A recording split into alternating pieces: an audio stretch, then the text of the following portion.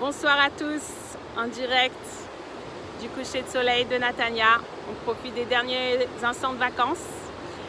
Alors, le thème d'aujourd'hui, c'est Mohar Shelit Halev. Le cerveau contrôle le cœur. C'est aussi dans le logo du Joy Institute et c'est aussi à la base de la Chassidut Chabad et Lubavitch. Alors, qu'est-ce que ça veut dire? La manière qu'on me l'avait expliqué à l'époque, c'est il y a la raison, il y a les sentiments, il y a ce que j'ai envie de faire et ce que je dois faire, et je dois faire ce que je dois faire. Mais si c'est pas en phase les deux, et ben tant pis, je dois faire ce que je dois faire. Mais en étudiant plus la Chassidoute et en étudiant aussi la psychologie et notamment la théorie cognitive et comportementale, on comprend que le cerveau dirige le cœur, ça veut dire les pensées génèrent les émotions. Si j'ai une pensée positive, une pensée saine, je vais avoir une émotion positive et saine. Si j'ai une pensée négative, une pensée qui est malsaine, automatiquement je vais avoir un sentiment négatif.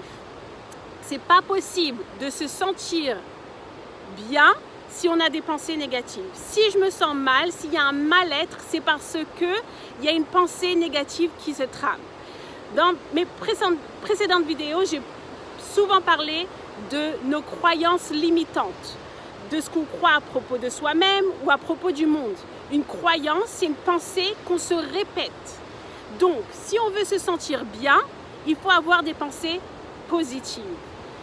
Et tout est dans l'interprétation. Chaque chose peut être interprétée de manière positive ou de manière négative. Si par exemple, un bon exemple, c'est un jeune homme qui sort avec une jeune fille et finalement le jeune homme n'a pas voulu continuer à sortir avec cette jeune fille.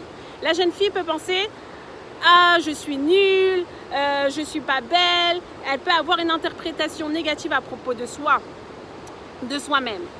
Mais c'est pas systématiquement vrai. C'est ce qu'elle a décidé de comment interpréter cet événement. Ça peut être très bien que le garçon a très bien vu qu'en fait, ils n'allaient pas former un bon couple. Et donc, automatiquement, il n'a pas voulu poursuivre pour ne pas lui donner des fausses idées pendant trop longtemps, etc.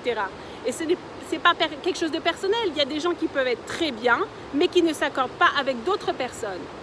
Donc, chaque chose peut être interprétée différemment. Par exemple, j'aurais dû faire mieux, j'aurais dû faire plus. Ça, c'est une pensée qui ne m'aide pas, qui ne va pas me donner envie de continuer. Mais si par exemple je dis j'ai fait du mieux que j'ai pu avec ce que j'avais, alors ça va me permettre de me dire que voilà, j'apprends de mes erreurs, j'ai fait quelque chose qui n'était pas au top dans le passé, j'ai fait du mieux que j'ai pu et maintenant j'avance.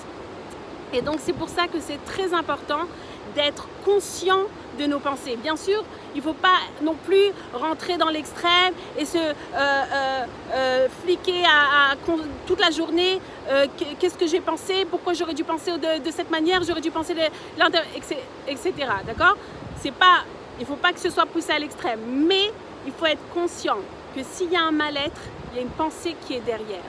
Et de la même manière que j'ai pensé cette pensée qui ne m'aide pas, je peux la transformer en quelque chose qui peut être plus fonctionnel pour moi et qui va m'aider à avancer.